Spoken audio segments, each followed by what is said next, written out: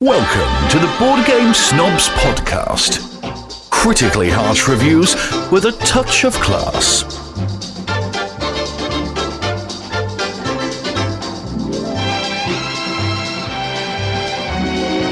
And go. Hey, welcome to the Board Game Snobs podcast. And Jerry's here, and Gaby's here. Okay, so I may have mentioned that there are some rumors that maybe Tolkien was a racist and all this stuff. You said he was a racist. I didn't know. You declared him a racist. Well, he's from a time period, and he was a white man. That's all it takes? That's pretty much all it took back then. No, that is very whether he meant to be or not, he was just raised with prejudice, no doubt. And I'm kind of taking these words from Dave Allen. So let me just read what Dave Allen said. And I'll address this here in a moment. I like Dave. Ryan Maxwell said, "I'm so disappointed in Jerry Baker suggesting murdering snakes. Zero reason to kill snakes. They are so important to the environment and their local ecosystem." I like to emphasize the N in environment. I like that. Both of them, actually. Environment. That sounds like a Because most people just say environment and leave out the middle N. Tasty mint. There are only 3 venomous snakes in the United States in the wild. Are there domesticated snakes, I guess? He meant in zoos, too. Oh. God. Like read between the lines. My pet snake. My boa. They're not venomous. Boa Jackson. And none of them want anything to do with humans. Spraying them with a hose is all you need to do to keep them away. So, spoken like a true city slicker. So this is what I said to Paige. First because off, don't walk on me. I'm not walking on you. Listen. I'm not finished. Don't tread on me. That's the phrase. So Paige was in the backyard the other day, just, getting some sun. And then she came back inside for just a brief minute. She said she opened up a window to the backyard for some air and heard a noise. And she said, according to her words, there was a large black snake in the backyard. And as soon as it heard the noise from her opening the window, it slithered away from her. And she's terrified of snakes, has like this legit phobia thing. So I told her, now, if you notice, the snake, as soon as he heard a noise, it scared him. Mm-hmm. I said, I know it's cliche, and I know snakes are scary, and some of them can kill you. But in general, from what I understand, according to Steve Irwin, my good friend, R.I.P., most snakes are scared of you. Mm-hmm. They're more afraid of you than we are of them, as they say. I don't think they're afraid of you. Maybe not. They just want to live. They just don't care. And so then, also continuing Ryan's note in Discord, join our Discord, link in the show notes. That was it? That's where you interrupted me? And I'm disappointed with with Gaby defaming Tolkien as a racist. And so then Dave Allen steps in. Wait a second. Okay. Right there for that, Ryan. Listen here, Ryan. All right, go ahead. Spoken like a true city slicker. You know how many rattlesnakes I've killed this year? Copperheads. Don't worry about copperheads. I'm talking about rattlesnakes, things that will actually kill you. Copperheads won't kill you? They'll hurt you. Speaking like a true city slicker who's just dealing with water moccasins. Those garden snakes. Yeah. King snakes. That's true. Listen. All he knows is, grass snakes. They don't know nothing. But another thing. Snake Pliskins. I want to know why he spends a whole paragraph griping about me and snakes. And then at the very end, oh yeah, Gaby, shame on you for calling Tolkien racist. You called one of the greatest authors of our generation a racist. And he's like, shame, Gaby. Is he really one of the greatest authors of the generation if he wrote like 4 books? Does that count? Yes. Does it? I guess so. Yes. How prolific do you got to be before you're considered one of the GOATs? One. Just one book? One book? By the Bible. Yes. It just takes one book. I guess so. You might run one banger and that's it. That's all it takes. I need to write a banger. You haven't even, I don't think you can. I consume bangers and MASH, but I don't write bangers. I think it's kind of hard. I listen to some bangers. It's kind of hard. How many books do you have to write to be truly great? I think that it depends. Here's the way I look at it. Like Frank Herbert had one real good book. He had Dune. But he had the concept for the whole series. There's like 23 Dune books, but actually only like 6 from him. But either way, the point being is that one book was enough to be like, okay, this guy influenced enough stuff. Same thing with Tolkien. Tolkien's writing is not considered to be LP. Very influential. All these Also, guys. I don't like that his name is Frank and Herbert. Herbert's a first name. Spelled differently, though. It's Herbert. Herbert. So, in response to, or in continuation of what Ryan had mentioned about. Any more grievances you want to air? Well, I'm not done yet. Air them this out. whole thing. Get on it. But first, Dave Allen, a very eloquent man that knows bigger words than me, he said in the foreword to the second edition of The Lord of the Rings, 1965, Tolkien denied that the work was an allegory for WW2, because somebody had mentioned that previously. Noting that the story was written long before the war began, and that the tale would have concluded differently if it were based on that conflict. I couldn't find my copy of Lord of the Rings because I loaned it to someone in my game group, but I remembered him basically saying if he had based it on WW2, then the ending would have been even darker. I don't think Tolkien was any more racist than someone of his origins and life situation would have been ordinarily. In short, probably prejudiced rather than being racist as a core belief. However, I don't buy that his orcs and so on are stand-ins for real-life foreigners that he despised. If anything, his orcs are probably stand-ins for industrialists and so on. The whole book is really a lament for his idealized English agrarian past. He's an orc. I didn't understand any of that last sentence. Agrarian? And then he said, also, snakes are awesome. They are awesome. I just don't like touching them. I said, tell that to Indiana Jones. He didn't like being around them, but that don't mean nothing. I completely just disregarded all his smart first part, and I just latched onto the snake part. You can like something or think something's cool, but still be afraid of it. And then here's my airing of grievances. But that's not really, because it's all out of love. No, air it. It's a grievance. You can love something and still grieve it. We discussed Lord of the Rings again. You did your kind of thing. Although I don't think your second Lord of the Rings run was as good as your first. I don't remember either of them. What was what did I? So because you discussed Lord of the Rings, Tricky Dick Payne signed back. I wasn't going to say his name. A listener signed back up for Patreon. Dick Payne? Keeping to their word. So he's back on Patreon. Like, thank you for doing as I suggested. That was one email received. The very next email, and me and Jerry kind of discussed this. Maybe we don't quite understand what he was going for. But another listener said, finally figured it out. I love it. Well, anytime you start an email with figuring something out. Listening to the Loose episode, and it finally struck me. What is it about the old days of the board game community, and saying that feels creepy anyway, but it's better than the hobby. I love the hobby. That I miss. It's that all those old history-themed, pasted-on games were just that. Somebody threw Lancaster on a box, and that was that. Mm-hmm. Move on to Wallenstein and Goa. Nowadays, now all we do is talk about orcs and Marvel superheroes all the dang time. All the time. You guys just spent a full episode on Tolkien. Get on with it already. It's pasted on like Int Decker was. I don't know what that is. Int Decker, it was the game that I think it was the Gertz that made. The guy who did. Jamie? Mark. You guys just, get on with it. It's pasted on. Maybe you guys could make a C.S. Lewis game, and we could talk the screw tape letters for... Listen here, Jeff. I know what it's like to drink and send emails. I've been there, buddy. You're not supposed to out him. I read that email and I understood exactly what it means. Maybe you guys could make a C.S. Lewis game, and we could talk the screw tape letters for the next year. Does any of that make sense? It does. Let me finish the email. Finish it up. I think I'm just worked out. Or put them to rest, please. Here's the thing. Love the show. Love you guys. Just need a little rant like we all do. I get it. Jeff, quote unquote, I'm not proofing this because I'm tired. I just outed him again. Arthur. I like Jeff.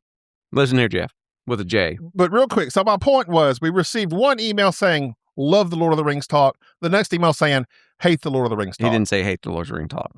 Well, that's how I took it. I know you took it, but you took it wrong. And I'll tell you why. Jeff is going on because everything is pasted on like these old historical games. There are so many Lord of the Ring games out. I know this because I just this week went to Madness down in Dallas at the board game. Were you driven to it? Yes. Thank you. Listen, up your comedy just a little bit. If it's not, laugh out loud. If it's not LOL. Chair's too squeaky. Yeah, just don't do it. I can't help that. I took my daughter down to Dallas, and she'd never been to Madness, which shamed me. I said, let's go. There was all a day. whole aisle of just Lord of the Rings games. The card games, board games, Lord of the Ring games that I had never heard of. And she's looking at it going, what's this one? What's this one? Here's the new one that's basically Pandemic, but Lord of the Rings where the orcs come to get you. And I'm like, they do just slap Lord of the Rings on everything, which got me to thinking about themes and how games tie in. And then later on that day, I had a cathartic experience. So Lord of the Rings is the new zombies. Listen, here's what I need from you. Okay. I need you and Jeff and everybody to go on this trip with me. I need to take over. Wait a second. I need to be the host for this episode from here on out. Give me your hand. Go on this trip with me. Take my hand. We're going to go. Listen, hands are cold. My hands are cold because from now on, there was the Jerry that you knew. And now there's the Jerry that you're going to have to get to know because I have had an epiphany, a life-changing experience this week. Okay. Are you ready? Yes. This will be like BC and AD, like before Christ, and then after I Darius, whatever. I don't Latin. I can forget. It's the thing. I had a thing happen that messed me up. Uh-oh. That Are you being serious? I am being serious. I am being very serious. Okay. Have you? Okay. Do you know about hockey? Okay. So let me just start back. In the 90s, I knew about this man named Wayne Gretzky. And there was hockey on television, but you couldn't watch it because it was too fast. You couldn't watch hockey on television. And I didn't care for it. But one of the little toys that I had that my father got at an auction one time was one of those little foosball hockey things that you seen that you got at Montgomery Ward's. I had one of those. I played that till it fell apart. I wish I still had it. One of my favorite NES games was hockey. Was the little hockey game. I never watched an NHL game in my life. My daughter a year ago, for some reason, was listening to this singer named Tate McRae, who's apparently Canadian, and she likes hockey, and which made my daughter watch a hockey game. And then next thing I know, she's like, Tate, short for Tater. Can I get a Calgary Flames hockey jersey? And I'm like, I don't know who these people are, but okay. And she's watching and following hockey. And then she asked me last year, can we go to a hockey game? And I said, I don't even know where a hockey game would be at. She could have watched you and followed honky. The Dallas Stars is a hockey team. And they happen to have played the Calgary Flames, which was her team that she liked. So I got her tickets like last year. Forgot all about it. And just this week, why so far in advance? Because it wasn't open season yet? Or? It was when they were playing in Dallas. And I was like, okay, I'll get you tickets. So we went to Dallas Tuesday. Went down there. American Airlines Center. Show up. I have never watched a hockey game in my life. I have watched all four Mighty Ducks. Why would you? You're from the South. I've watched all four Mighty Ducks. Apparently the Dallas Stars are like really good. I did not realize that. We get there. Ryan will know. We sit down in the thing, and I like looked up on the way. What should I wear? Should I be wearing like a scarf and mittens? Yes, and it's cold. They're like, it's going to be cold. Wear a jacket. Something. Ooh, I bet that'd be perfectly comfortable. So I get in there, and it's chilly, and I sit down, and immediately I realize my home country. You're so close to you see it. Like even if you're way up top, you can still see it's right there. Did you say American Airlines Center? Yes. Oh. It's right there. And so I sit down and I tell my daughter, I'm like, I'm just going to look at my phone. I'm not going to pay attention to this. And she's like super excited because Coleman, whoever she's wanting to watch. This was such an insane experience that when it got done, I have never been so excited for such an extended period of time. For 2.5 hours, I was on my feet, nearly just nerve shot, watching these guys play hockey. And not knowing the rules, not knowing what's going on. What was the ratio of fans? So, funny you should ask that.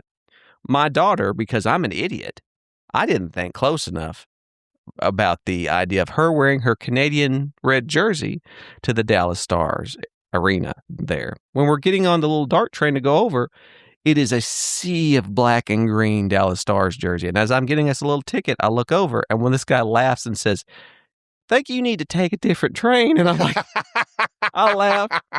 We get into the stadium and I look around. Good thing she's just a child. I look around and I looked over at my daughter who's 14. And I said, listen, if you get into a fight, I don't know you. Like, I cannot remember all the things I've taught yes, you. I cannot fight a bunch of drunk Texans. I really hope these people are friendly. I looked around and I Googled how many people are here in this arena. Over 18,000. I looked over at my daughter and I said, I don't see but more than a handful of jerseys. And my daughter, who's got the bit of the tism, looks over and says, there are 42 red jerseys in this place.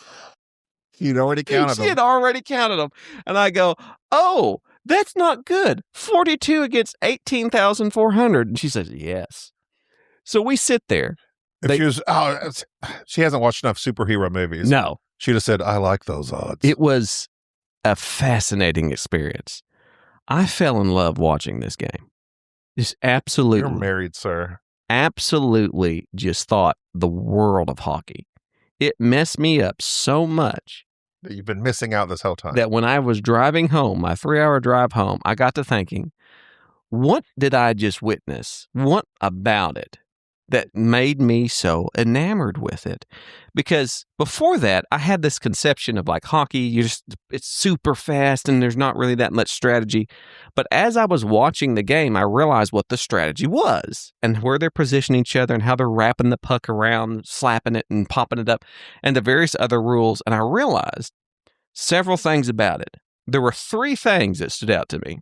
Number 1, like within the first few minutes of the game, one of the players knocked the puck up into the air. And then I just casually watched this player grab it in the air with his hands and then drop it. And I go, you can't do that. My daughter says, yeah, you can grab the puck with your hand as long as you drop it. I go, oh, so you can't. He says, yeah, you can catch it. It's not soccer. But that's kind of neat. I thought you can't use your hands at all. She's like, no, you can grab it and drop it. And then at one point, the guy lost his stick and he kept playing. And I go, was it up his butt? He dropped it. Oh. He got it knocked out of his hand. I'm like, what is he doing? He's just out there. And she's like, yeah. Can he swat it like a cat? You in his can. Hands? You can apparently just get in people's way. I said, did they not stop? He's like, no. When he swings back by, somebody will throw him a stick. Wow. There's changing players constantly. And I'm like, the rules are very fast and loose. I'm like, I like that. That there's no real, here's this little bitty rule that you got to pay attention to. Mm-hmm. That was the first little thing that like football. Football's loaded down. I'm about to get to that. The second thing that came up was the deal that just blew my mind. Somebody got a penalty, and they announce it, and they say, go sit in that box for 2 minutes. And then this Dallas Stars thing, they're all about, it's pageantry. They got lights. It's cool. And they go, power play. And I'm like, what is that? And I'm leaning over to my daughter. What's a power play? Says it means. Can I guess? Go ahead. Since you just said somebody's in a penalty box, is it like when the other team outnumbers the other team? Exactly. You have to play shorthanded, and you have this much time to play shorthanded while your buddy's in the box. And so naturally, you're now on defense more than you are offense. And they keep track of how well you take advantage of these power plays. And I looked over, I was like, that's brilliant. And on the ride home, that's what I tuned into. Number 1, football. There is nothing worse in football than watching a play get made and then all of a sudden someone goes, there's a flag on the field, because then you're going to have an official come out. They're going to have a penalty and everything starts over.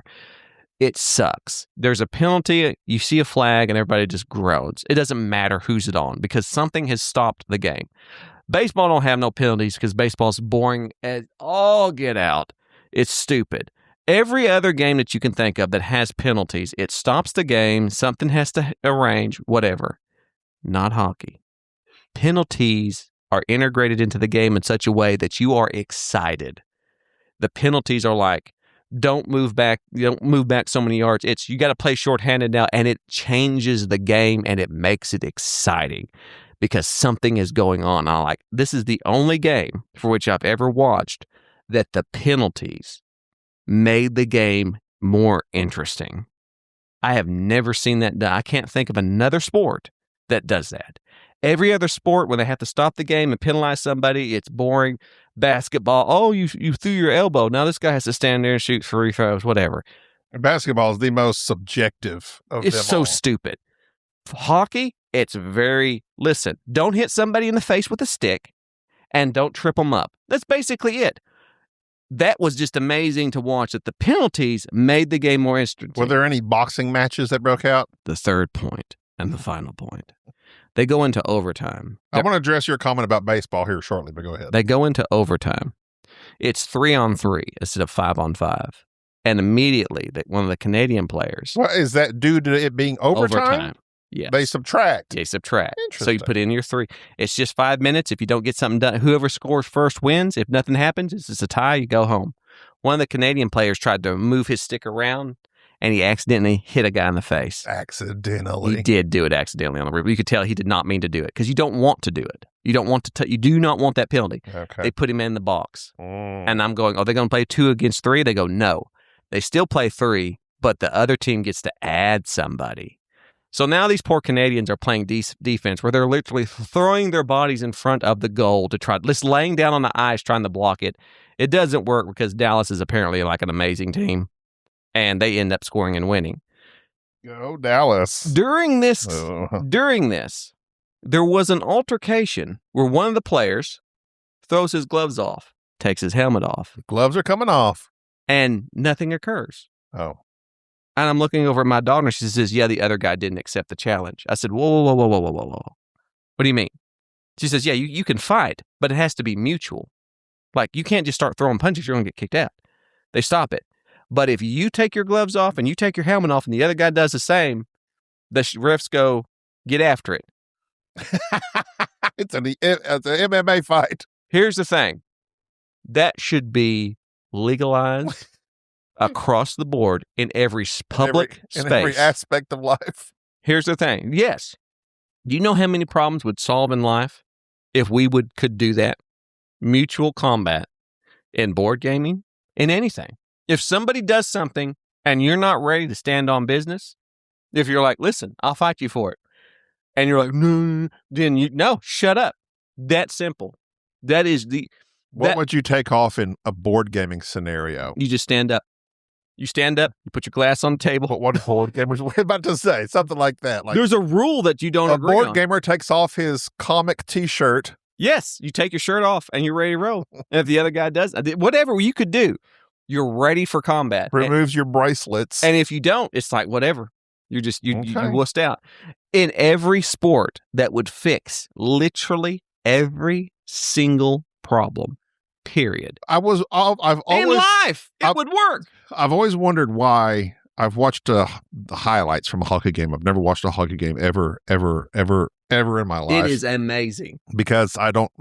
First of all, that's just not the culture down here in the South. It ruined me. Now, if I had been in Dallas longer than I was, I'm sure I would eventually be Ryan Maxwell and just root for every Dallas team and know everything about the Dallas Stars and be slightly familiar with hockey.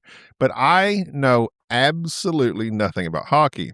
But I've always wondered how is it they can sit there and punch the crap out of, and the refs just sit there and circle them? Because it's mutual.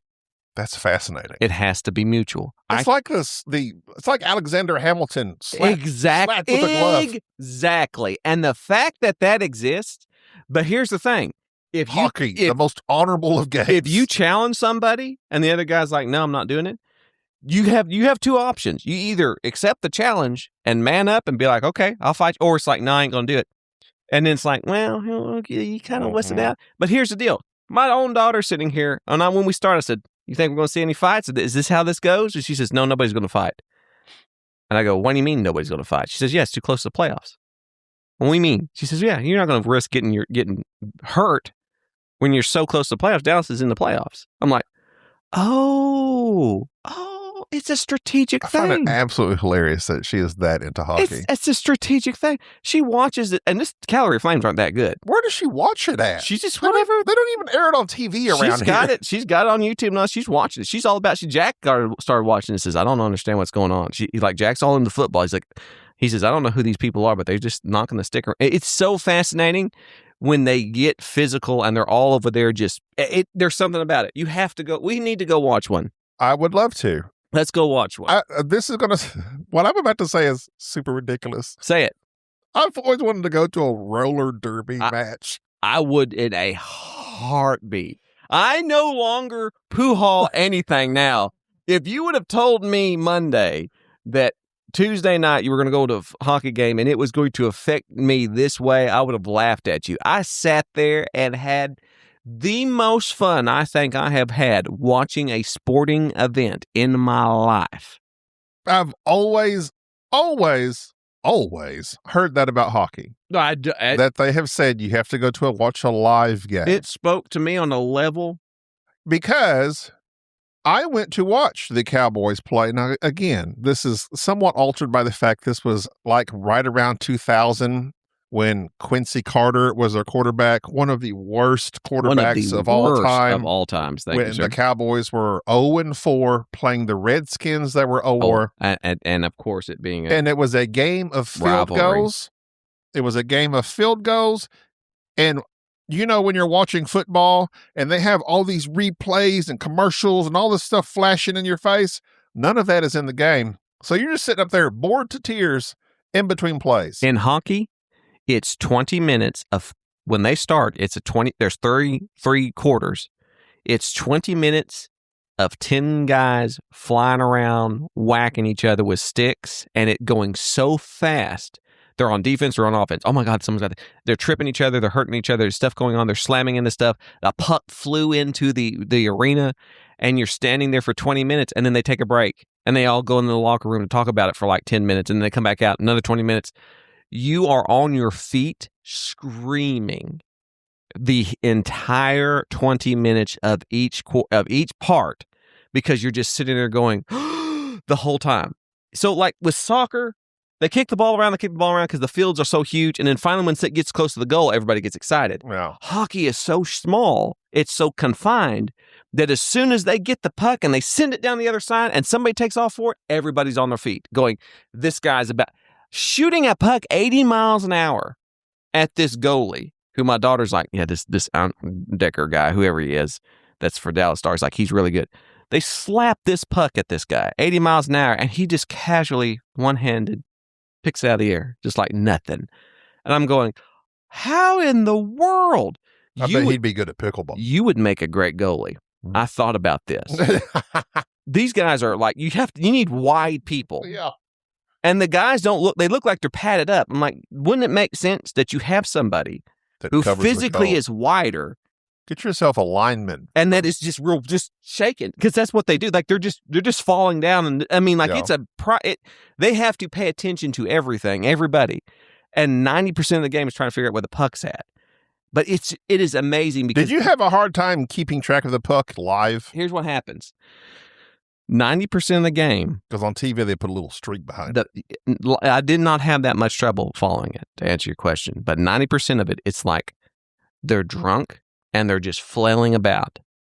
90% of it is just them flailing about this puck. And then all of a sudden, the last 10% of it is somebody doing something that is magical.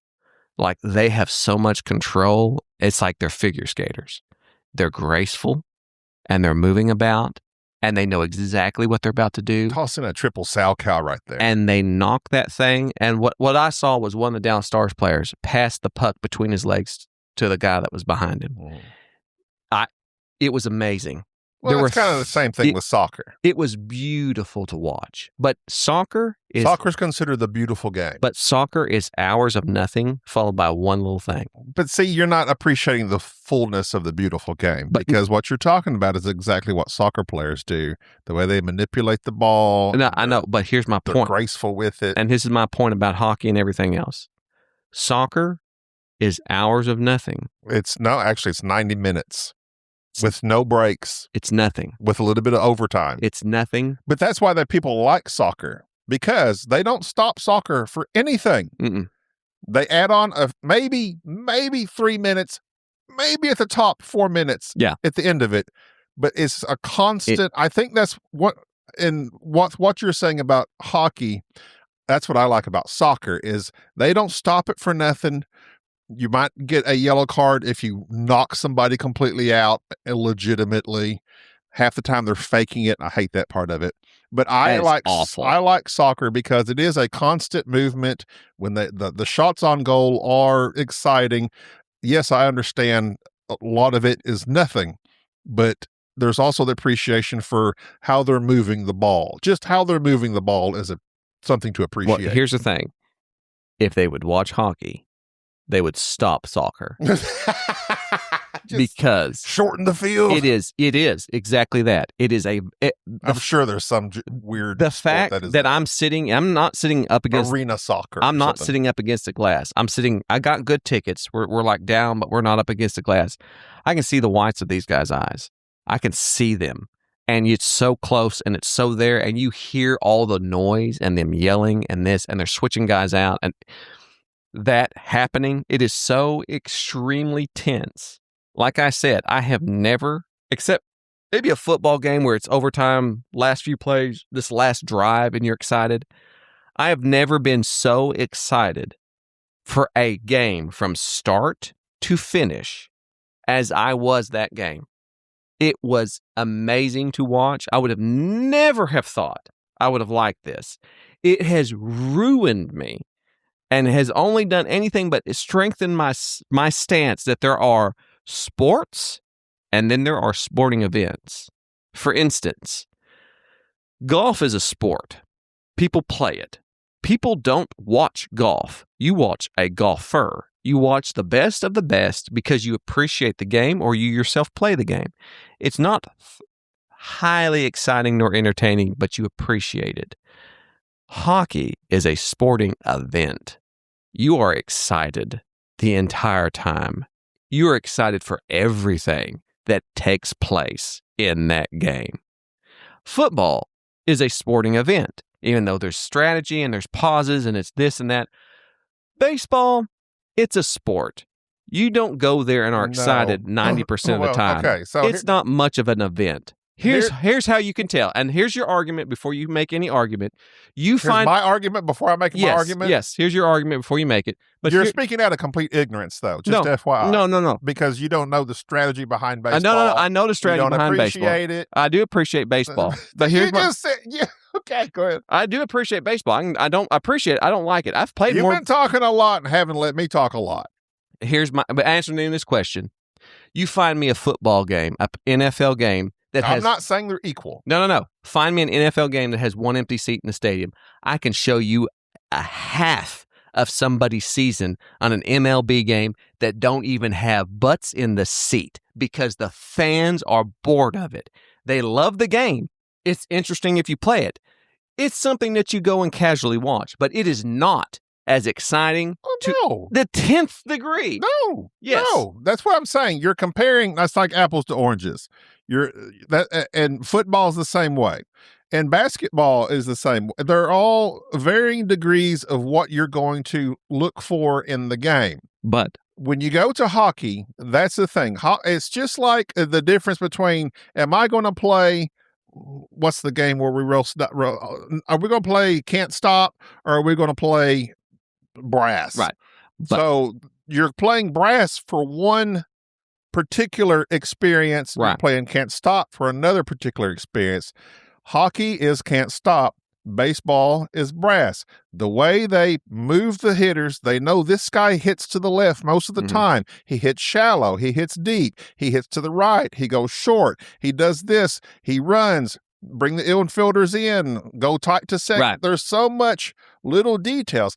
No, it does not make it exciting. But people that love that, like they will put their earphones in, listen to everything the announcer says. They know what this hitter's going to do. They know he's going to do this when he gets to base. The pitcher's going to be aware of what he's going to do. So the pitcher's communicating with the catcher. Right. There is all this like in-game strategy. And also, I know some of baseball. I grew up watching baseball. It is, at this point, mostly nostalgic for me. Right. Baseball, to me, is a dying sport because it has so much work that needs to be done to it. And they've attempted it. They've put these like countdown clocks on the pitches. They've changed the game to try to make it more relevant, more sped up for this new age of kids. It's an older gentleman, man sport, woman sport, whatever you want to call it. It's an older person sport. I go to baseball games. I go with my friends, and it's just kind of the atmosphere. You go, they play these little things. You do the wave. They have these little things, and you cheer and you chant, and you get these prompts from the speakers. And yes, I understand. I by no means am arguing. I just want to argue for the fact that it's a different experience, because no, you're not standing on your feet hollering and screaming the whole time. Right. It's just a completely different thing. But that's my point. I didn't compare them. Also, real briefly, I understand with football, I watched a horrific game. Yeah. If you go to some of these college games, oh my God, where it's OU versus Texas, you're not going to be sitting at all in that game either. You better go. You better leave somebody some bail money back home if you go to OU Texas game.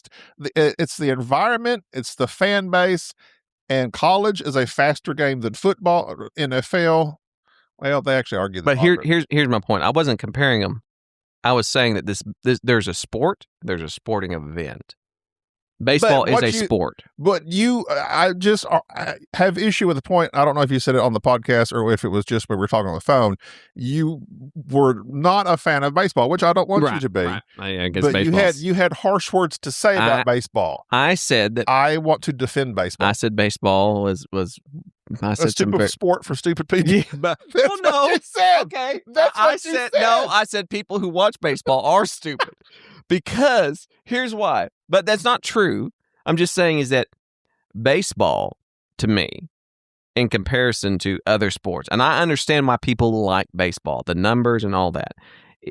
Watching this hockey game made me realize that when we are trying to compare sports to one another, that is what we're doing. We're trying to go and say, oh, football is better than baseball. They're not even remotely the same experience. All I can do now is because I thought hockey was just people. There's no just people moving fast and slapping the puck around until finally I watched it and realized I see it now. I have seen what baseball is. I don't like it. Well, here's I like Moneyball. Here's a thing I will say: pro hockey, anti possibly these other sports. Like, you really didn't have any knowledge of hockey. You went into this game, became an instant fan. Instant. Without really, because there's not a large amount of rules to overcome.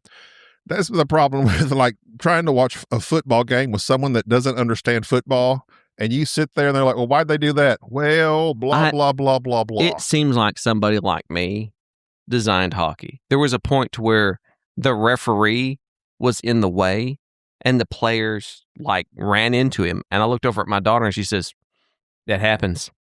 And I go, wait a minute. They're like, the crowd is booing this ref for like accidentally getting in the way. The players just knocked him over. And I go, are they not going to stop the game? Like, if you in football, you even touch a ref. If baseball, they will kick you out. She says, oh no, they don't care. Get out of the way. It's like, I feel like these are my people. I watched hockey and realized that this was for me. They made this game for me. And I didn't know. I sat here, I was sitting here, and all these people are sitting here.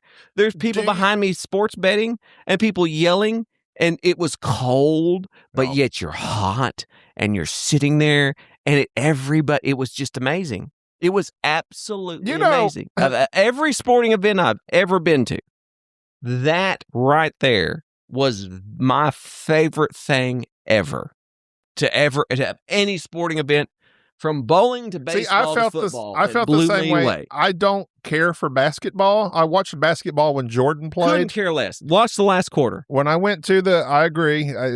They could be up by 20 points and the last quarter tells the tale. But I've went to basketball games live. They're enjoyable for a lot of the same reasons. It's a constant back and forth. It's a very quick game. It's any stops are very brief, and it's just nonstop slam dunks, 3-pointers. You cheer a lot. Mm-hmm. Basketball, and I think there's also the difference between basketball live, football live, hockey live, baseball lives. They're just such vastly different experiences. I've already started watching hockey on television now. But like hockey, and it is also, I guess, cultural. It is. In the South, it is very cultural. Hockey's not a thing in the. I never have once seen a hockey game on TV. Well, I'm a Dallas Stars fan. Especially growing up. Thank God my daughter doesn't listen to this podcast because I am a big Dallas Star fan right now. Well, I remember when I lived in Dallas literally like between 2000 and 2002, the Dallas Stars were doing good. That's when really good. Michael Madonna and Hull. And See, they were doing. I had knew nothing. They won. A few days ago, I did not know any of this. You've done a But deep dive into the now, stars. I'm like, you know, and we have several listeners that, I mean, Tyler from Chicago. We have several listeners that are from the North, especially. yes, They love it. it didn't. And I've never understood it. Because football is what you do here. Well, I was baptized We had Friday hockey the other day, and I've seen the light. And I'm you know sorry. we also I've have seen so the many light. listeners that we're going to hate this episode. Here's the thing. But here's the thing sports. about sports ball. What this helped me to do was afterwards I realized what we were comparing, because it's hard to merge this into with board games. Kind of comparing. This is an event. Like Twilight Imperium is an event. It's a game that you play that is a thing that you enjoy. There's a lot of games that they fall into that category of, this is a baseball game. I had to start vacuuming. This is a Euro game that has very little theme. And to Jeff's point, the theme is based on we just want to move cubes around. It doesn't matter if it's in Lancaster or if it's in Mordor. I hope Jeff likes hockey. It's just a thing. But there's board games that are events. There are board games that are just fillers. There are board games of these light, little fun little things. And then there's ones that are these more intellectual number crunching. And I think it's very, very hard to do the apples to oranges comparison on board games, because sometimes you will play a game and go, I don't like this, and not realize that it is that type of game that you yourself don't like. For instance, the running gag that I've had forever on this podcast has been about dice placement. I don't like dice placement, but I kept playing dice placement games because I wanted to find one I liked. And I have found a bunch of dice placement games that I like. Same thing with deck building. I hate deck building, but I found a lot of deck builders that I really like. It's the idea of trying to keep stretching out and finding mechanisms and things and themes that you don't like, but yet at the same time, finding that rare gem that is this, you shouldn't like this. Jim Halpert. That despite it, Drew, that you really like, despite the fact that it's too much or it's too little or it's a theme that you don't like. I'm looking at SETI right now. Mm-hmm. I played SETI with Chad a few months back. SETI felt like too much to me when I'm playing it. And I realized that I hated the icons and this stuff. Iconography. And I just, iconography. It was iconographies. I didn't like it. And as I'm playing it, I'm going, but man, I really like this game for some reason.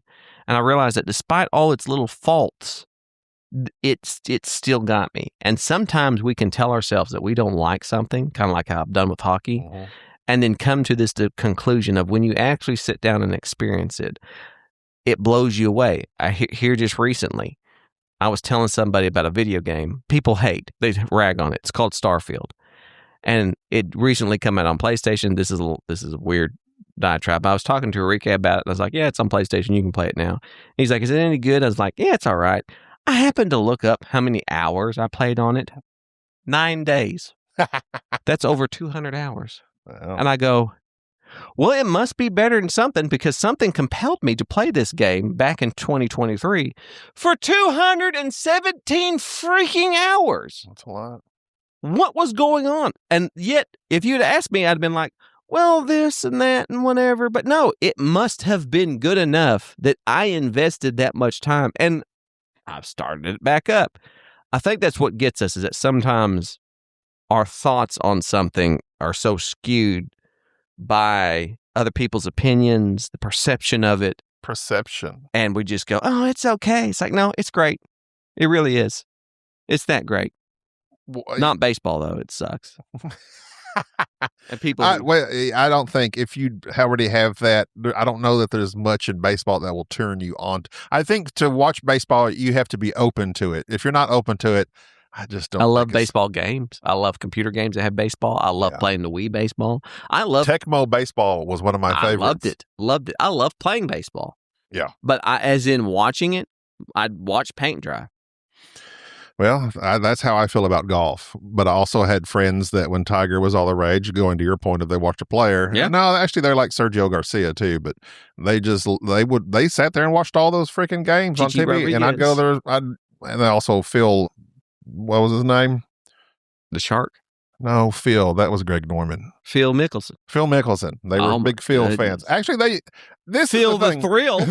They hate. Well, this is going to be like a real sports podcast. They hated Tiger so much just because, going to Dan Hughes's point, everybody freaking loved Tiger. He was winning. And it's like, how do you not, this guy's like, to watch him is watch a master doing his work. Yeah.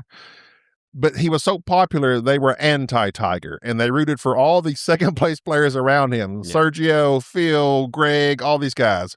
Greg was a little bit older, but that's the time period I'm mostly familiar with. But they also played golf themselves. So they didn't have appreciation for the game. And they would watch the game, but I'm like, I mean, I get it. As somebody who watches bowling, I don't watch bowling because I think it's a sporting event. I watch bowling because I used to bowl. I really am good at bowling, or used to be good at bowling, and I appreciated what they were doing.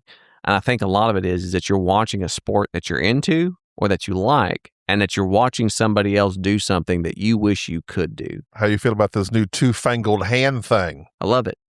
I absolutely love it. It's not so new at this point. It's not new because that's that. But there are people that just think it. I was watching this influencer girl on Instagram bowl two-handed, and the comments were just, there's horrific comments because she's throwing the ball with two hands. She's getting strikes. The best bowler in the world is Palermo, and he's a two-handed bowler. That's crazy. And does he have hate? Does he get lots of hate because of it? No, because he's an Australian. He beat everybody.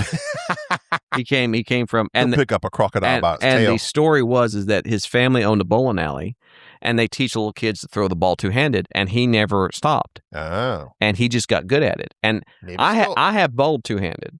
It is fascinating. That's how I do it now. You do? The times I've done it with you, you told me to do it, and I've started doing it. Yeah, I'm not any good. Well, I mean, but you can get good. You can get really good with it because what most people don't realize is that bowling is not about power. It's about control, and it's about getting your thumb out of the ball just right. Whereas two-handed, your thumb's already out. It's all about placement and the rhythm and the footwork. It's all in the footwork and the placement. And once you get that down, there you go. And two-handed gives you an advantage to some degree in that. Now, as for the footwork, it doesn't. The footwork on two-handed is rough. But yeah, I have no opinion on terms of, I think two-handed is a legitimate way of doing it. What's weird to me is like, is this a recent innovation in terms of the sport? They claimed that it was that Palermo, but actually there was a player back in the 80s that was doing it two-handed, and that's where the rule came up in bowling is that, number one, if you're going to bowl two-handed, you have to bowl two-handed with a ball that does not have a thumb hole. It has to be filled. That was I think that is still the rule, that you cannot have a hole in it. It has to be a ball that doesn't have a thumb hole. You have to use two fingers, and they have some weird regulations on it. But yeah, they determined that, yeah, you can do it. It's just funny. It's like, and we've had this sport this whole time. We're like, what if we do this? And it seems so obvious. Well, the Japanese actually have a way of bowling which you don't, that goes completely, it's very good for. They go from right to left. No, they actually, instead of pushing the ball out of their hand, they do like what you see is natural for most children that are learning to bowl. So when you bring your hand backwards, when you're bringing the ball forward, your wrist turns and you throw the ball like this. Oh, yeah. You turn your wrist where you're so like you're backhanding it, and you're much more accurate that way. But you lose a lot of speed with it and power. Well, accuracy it trumps most of the power, and then that's really the thing about bowling. They've done science. I love bowling. They've done science behind it, and they go, it's 60 feet. If you can throw a 15-pound ball around 15 miles an hour and roll it over this spot that's the size of a dime 60 feet away, you're going to strike every time. And that's really the part of the sport, is that you're trying to hit a small bullseye every time you let that ball go to guarantee that you strike it. So you don't want to, I'm not going to stay on this too long, but you don't want, I used to think you want to hit the center of that front pin. Absolutely not. Which is wrong. Wrong. You want to hit slightly to the left or slightly to the right of that. If you're a right-handed bowler, it's slightly to the right. If you're left-handed, it's on the Birkeland side. Interesting. But yeah, it's between the 1 and 2 pin. Or the and 1 and 3 pin. Again, that's what I saw a comedian. She was saying part of her routine was, if I can go into your sport completely, like this is the first time, and I can perform a move that is considered the perfection point of this game by bowling a random strike. She's like, that's not a real sport. And that means, so you have never bowled, nor have I. And here's the big misconception. Everybody goes and they go to their local bowling alley and they bowl and they think, well, I bowled a 200 or I bowled this. These guys aren't bowling much more. That's not bowling. Bowling, that's kind of like if you're playing Little League and this guy that's throwing a 35-mile-an-hour ball and you're hitting home runs all the time, you think that you can go to the major leagues and hit a 100-mile-an-hour ball. In bowling, every lane, you're bowling on 2 lanes, every lane, the oil is different. The pattern is different. And they're all named like Tiger and all these various other weird names. And they have different levels of oil on said lane. So the ball curves differently. And so the whole idea is that they're studying patterns and they know, oh, I'm playing this type of oil. The oil only goes down to 40 feet. It's dry to last 20 feet. I have to use this type of ball. I prefer Lorenzo's. Here's my point. That whole thing is that people will go to a bowling alley. That's just your standard bowling lane. Throw the ball down there. Bowl a 250 and go, I can bowl professionally. No, you cannot. You cannot. What is the average pro bowler score? 222, average of 80%. Means 80% of the time you can bowl 222. That was, and this is like 20 years ago. This was like when I was I bet it's higher than that now. It probably is a little bit higher. But yeah, it's like, that's how we used to do it. Because I averaged a 200 and something, like 210, 80% of the time.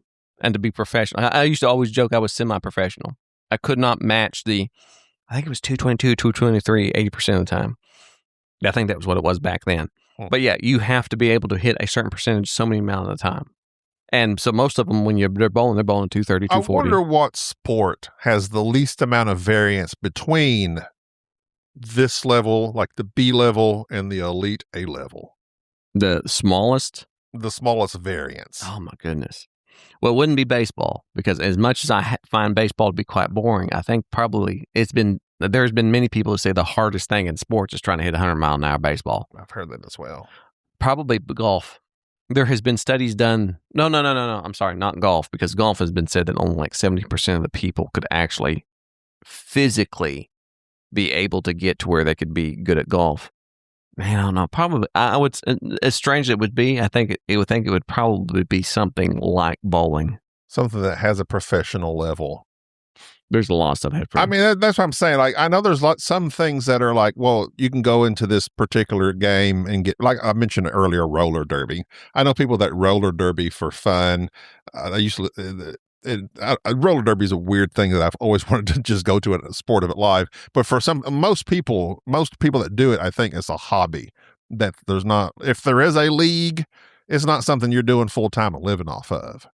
And there's probably things like that, especially for lower level rungs of sport. Like if pickleball is pickleball, I know there's probably pro pickleballers at this point, but I don't know that they're living off that pickleball money. The pickleball's getting bigger and bigger. But I think, probably, if I was to guess, out of all the sports I've played, I would probably guess bowling. I would say bowling. Roller derby's big in Tulsa, apparently. I used to listen to this podcast, and it was this nerd type podcast, and they'd always just get together and say, basically, they discuss the shows they've watched, what they've been doing, blah, blah, blah.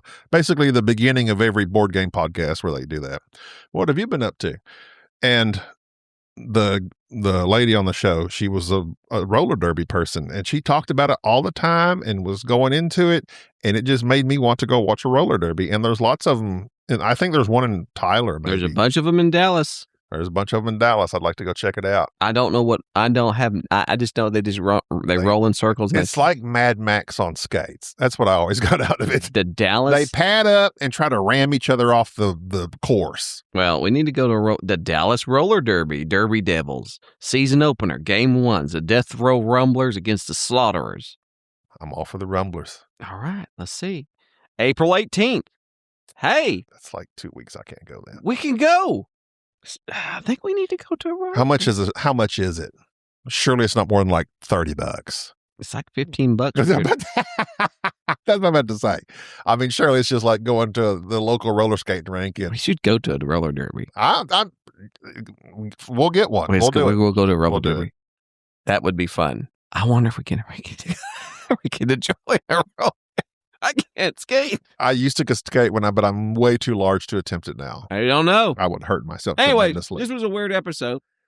Yeah, this is the sports episode. We Hope didn't you mean- enjoyed it for those few of you that enjoy sports. But anyway, Jerry's found a newfound passion. Send me an email, boardgamesnob@gmail.com. If our fans have any suggestions, send us an email, boardgamesnobs@gmail.com. What you would think would be fun for the 400th episode. We could do a call-in episode. We have 2 or 3 previously recorded podcasts in the bank. Of those, there might be like 2 of them we're going to need to put behind the paywall because they do not need to be put out. I told you not to Publicly. put those out. I'm not, and I haven't yet. That's why we're doing this one. Oh, okay. There's one in particular that definitely does not Well, need it's to go because out. of you, if I remember correctly. What did I do? Yeah, I remember that episode.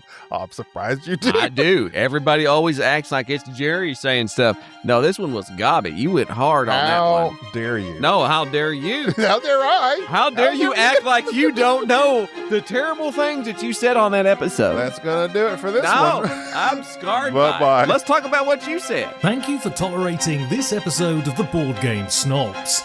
Stay classy.